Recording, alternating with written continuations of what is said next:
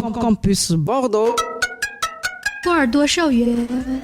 Qui n'a jamais rêvé de créer son propre parc d'attractions, de construire des montagnes russes aussi hautes que les gratte-ciels new-yorkais dévalant les pentes aussi rapidement qu'un Faucon Millenium passant en vitesse lumière?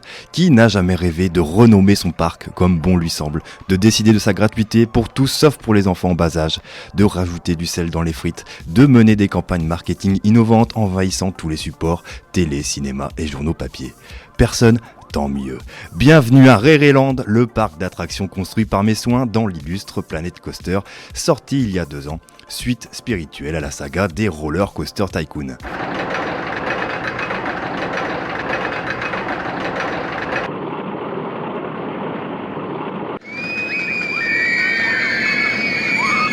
Initiée en 99 sur PC par le créateur Chris Sawyer, cette série de simulateurs de Disneyland pour enfants du monde entier, jeune comme vieux, a connu 3 épisodes jusqu'en 2004. Vous incarnez le directeur d'un parc d'attractions dans chaque scénario, dont le but sera de toujours maintenir un flot s'étant peu de la consommation, la plupart du temps en perdition. Le récent Planet Coaster, un jeu indépendant développé par l'ancienne équipe en charge du développement de ses illustres ancêtres, a perdu son nom, mais pas sa réputation. Plus de 10 ans plus tard, après son aîné, équipé d'un ordinateur de la NASA suffisamment puissant pour afficher les quelques milliers de visiteurs arborant les files d'attente de mon parc, les kilomètres de rails de montagnes russes ou les vomis, me revoilà de retour aux affaires. Être un mania de l'industrie du divertissement, c'est comme le vélo, ça ne se perd pas.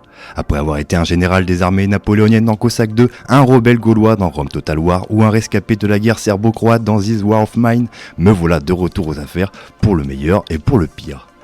Réréland n'est parti de rien. D'ailleurs, son nom est venu bien plus tard lorsqu'une de mes assistantes m'a proposé de reprendre les 2 premières lettres de mon prénom pour en faire une marque commerciale transcendant les esprits et traversant toutes les frontières du monde connu. Vaste prairie plate, presque désertique, j'avais trouvé mon terrain de jeu, ou devrais-je dire mon bac à sable. Épuisé de devoir récupérer des projets de collègues en burn-out total, après avoir mené à l'échec des parcs aux atours pourtant alléchants, j'ai décidé, au firmament de ma carrière, de créer mon bébé, ma création, la mienne, n'en déplaise aux jaloux et à Disneyland. Comme le veut la règle d'or, j'ai d'abord érigé un carrousel. Mythique, vintage, un mal nécessaire, mais un investissement peu coûteux pour une plus-value gargantuesque. Bon ok, le prix de 10 € la place de carrousel, c'est pas donné, mais le parc alors composé d'une seule attraction est encore gratuit. Profitez-en, car de l'ambition, j'en ai. Je vois les choses en grand, rêveur que je suis. Je ne peux pas laisser la centaine de visiteurs avec une seule attraction, c'est inimaginable. Alors j'ai dû investir dans 2 attractions ciblant un public plus adolescent et adulte.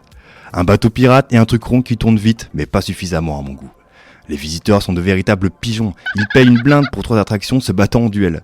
Le philanthrope que je ne suis ne peut pas laisser passer ça, c'est inacceptable. Mais bon, j'allais pas fermer le parc l'instant de faire les travaux, il me faut une entrée d'argent régulière, vous comprendrez bien. D'ailleurs, je suis emmerdé par ces problèmes de vol et de vandalisme, j'ai dû engager un agent de sécurité pour pavaner et faire le gorille. Il me coûte un bras, il pèse sur mes finances. Je vais baisser son salaire, en plus d'être incompétent, il est lent et renvoie une image négative de ma création. Le nombre de visiteurs est en baisse. Le mois dernier, ils étaient 300. Aujourd'hui, le troupeau de moutons est descendu à 200. Après avoir commandé une étude statistique sur la démographie de ma clientèle, je me suis rendu compte que ce parc pourrait être davantage tourné vers la maturité. On va en faire une prouesse pour les adolescents et pour les jeunes adultes. Le pari est pris. Les investissements vont pleuvoir. Merde, je vais devoir demander un prêt à la banque. Pour arriver à mes fins, et parce que c'est jouissif, j'ai construit ma première montagne russe.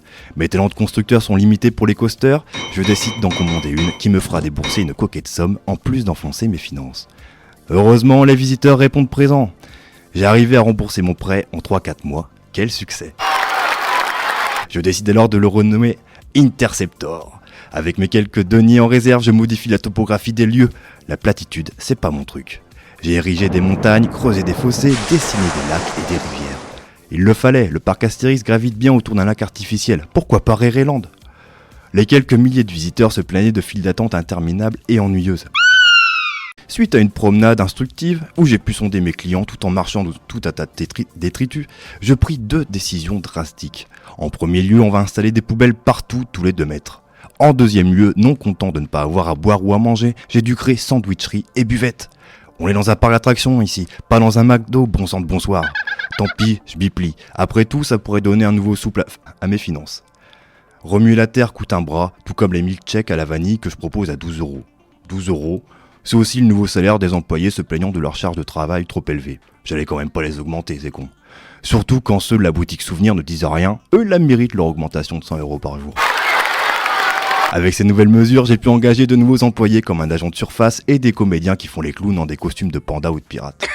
C'est pour les gamins, je les ai un peu mis de côté ces derniers temps. Ma business stratégie, portée par un développement centré autour d'attractions à sensations, est terminée. La construction de 2 montagnes russes supplémentaires, dont un des plans était dessiné par mes soins, m'ont rapporté le gros lot. Nouveau problème, les files d'attente sont pleines à craquer. C'est le moment de créer les passes prioritaires. Cette invention capitaliste à souhait permet aux visiteurs aisés d'outrepasser les temps d'attente, pouvant atteindre alors les 3 heures en achetant ce pass pour passer devant tout le monde. En plus, je l'ai bradé à 2 balles car il a bidé à ses débuts. Incroyable. Un peu comme ma montagne russe. J'ai ouvert mon guéridon, sorti mon esprit inventif et créé la pièce maîtresse de mon parc. Cet ouvrage, visible depuis le sommet de la tour Eiffel, fait 2 fois sa taille. Le problème, c'est que les tests sont mauvais.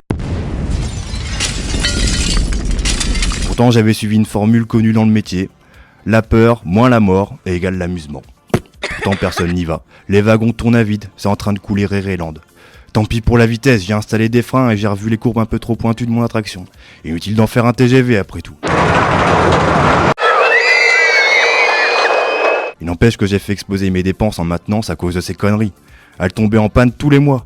J'ai dû revoir le cahier des charges des techniciens. Tant pis pour la réparation des bancs, la priorité c'est la rentrée d'argent, pas le confort des usagers. Et, oh merde, j'ai supprimé ma sauvegarde sans faire exprès. Merci Rémi. Campus Bordeaux. 波尔多少爷。